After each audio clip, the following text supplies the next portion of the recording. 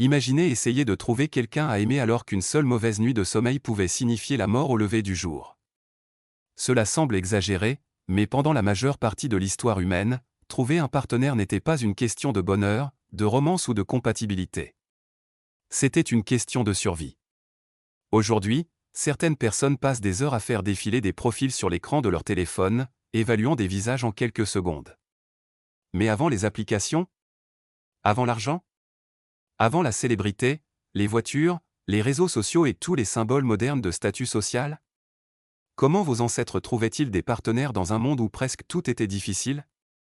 Et pourtant, ils y sont parvenus.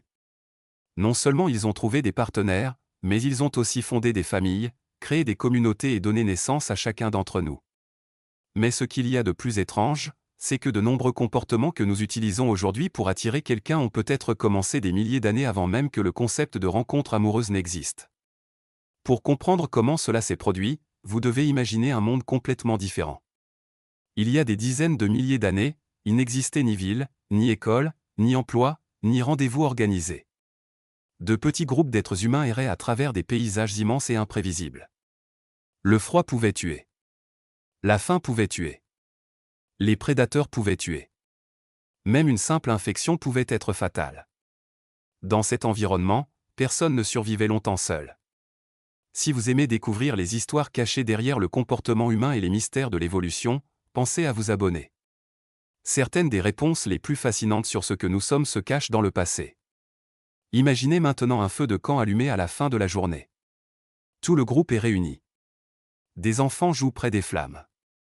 Des chasseurs reviennent avec de la nourriture. D'autres partagent des fruits, des outils et des histoires. C'est dans ce genre d'environnement qu'une grande partie des relations humaines a commencé. Le mystère central est simple: sans argent, sans statut social moderne et sans technologie, qu'est-ce qui rendait une personne attirante? La réponse est différente de ce que la plupart des gens imaginent. Aujourd'hui, de nombreuses caractéristiques associées à l'attraction sont liées aux ressources matérielles. Mais pendant une grande partie de l'évolution humaine, posséder des objets était presque sans importance. Après tout, personne n'avait de compte bancaire ni de collection de biens. Ce qui comptait, c'était autre chose. La capacité. La capacité à trouver de la nourriture. La capacité à coopérer. La capacité à protéger le groupe. La capacité à prendre soin des autres. Mais cela n'explique pas tout. Si la survie était si importante, pourquoi les humains ont-ils développé des relations durables?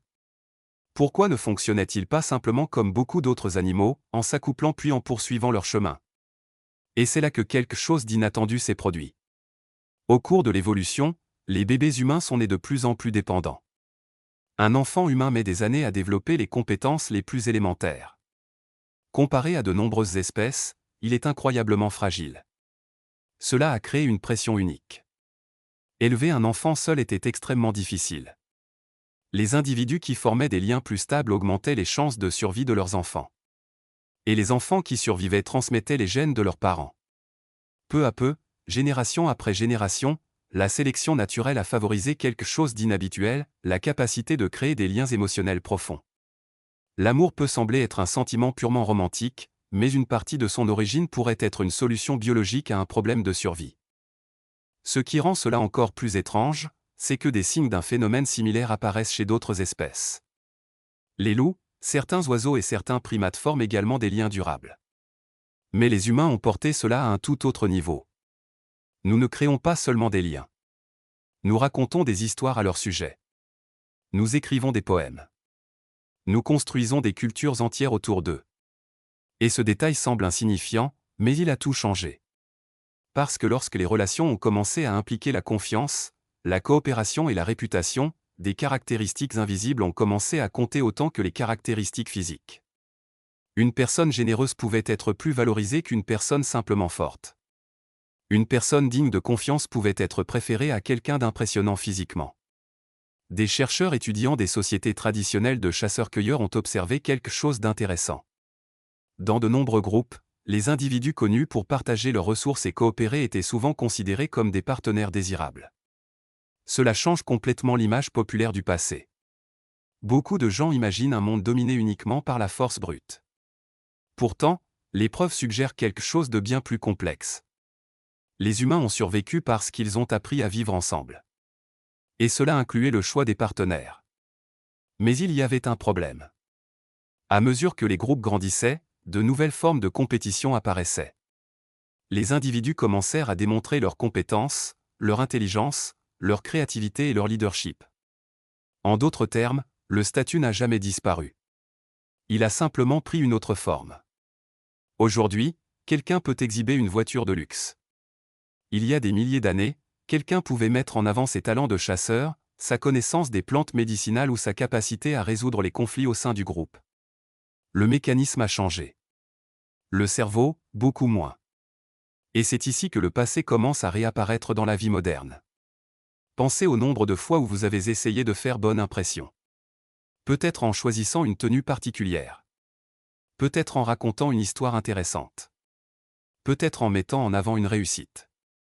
Ces comportements semblent modernes, mais ils pourraient être les échos de stratégies extrêmement anciennes. Le monde moderne a changé rapidement, mais le cerveau humain continue de transporter des outils conçus pour un environnement ancestral. La partie la plus surprenante arrive maintenant.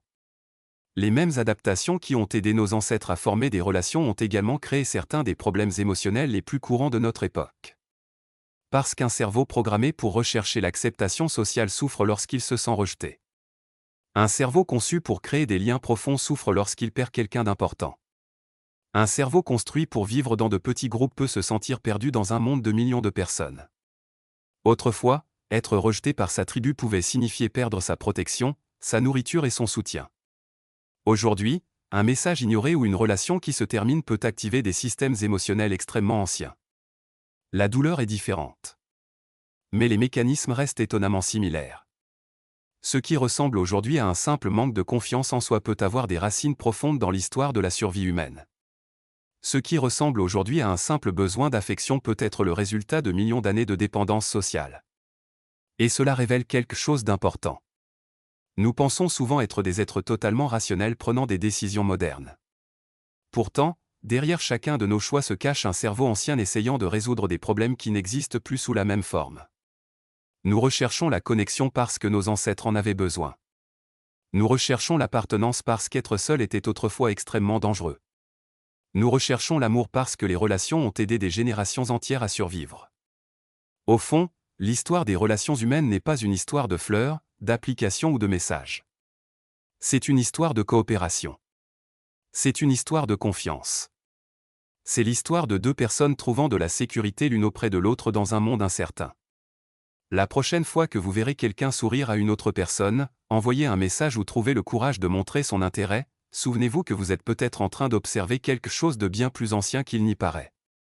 Car entre les écrans lumineux, les notifications et les conversations numériques, il existe encore un héritage invisible qui traverse des milliers de générations. Un héritage qui a commencé autour de feux de camp sous des cieux obscurs, lorsque survivre ensemble était la plus grande preuve d'affection. Le passé n'est jamais vraiment parti. Il a simplement appris à porter de nouveaux visages.